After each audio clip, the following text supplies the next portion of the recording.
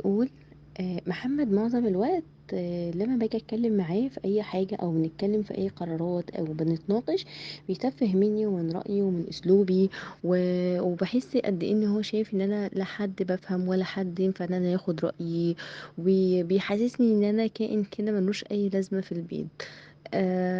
فلما جينا اتكلمنا مع محمد، محمد قال لا والله، الفكرة مش ان انا بتفه منها، هي بتقلل مني فطبيعي انا برد ده عليها. بمعنى ان هي لما بتيجي تكلمني وهي يمكن ما بتاخدش بالها، بتيجي تقول لي لا لا لا، استنى استنى، انت مش فاهم، انا فاهمك.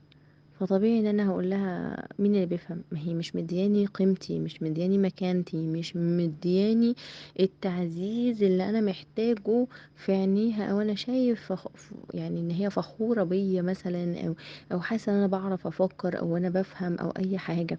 بتقعد معظم الوقت تنتقد، تطلع سلبيات.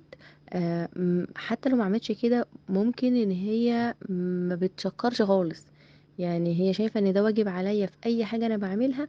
فطبيعي يعني انا هقول لك ليه شكرا؟ ما هو ده واجبك. لا، انا محتاج الشكر، لان زي ما هي محتاجة الحب انا محتاج الشكر، محتاج التشجيع، محتاج ان انا ابقى متشاف في عينيها.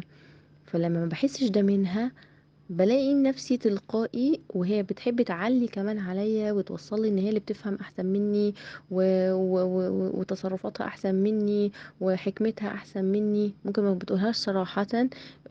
لكن ده بيضايقني جدا وبيخليني اتصرف بهذا التصرف.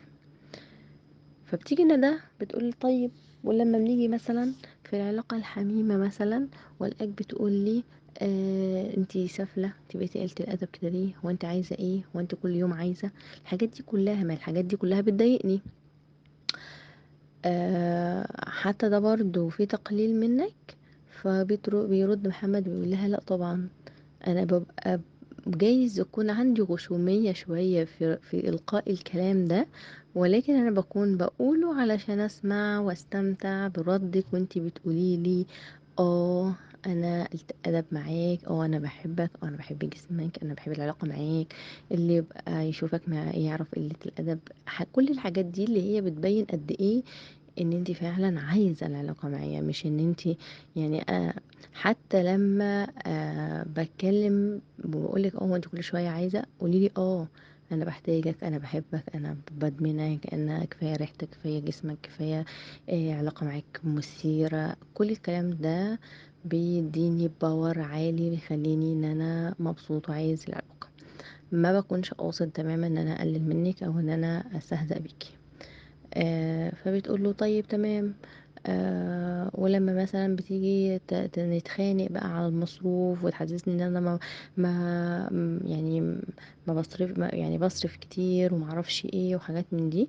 فبيرد محمد يقول لها اولا انت مش عارفه ضغوطات البيت اللي عليا ازاي، انت مش مقدره حجم الفكر اللي انا بفتكره ازاي. محمد بيقول انا طول اليوم ما ببطلش تفكير في المستقبل.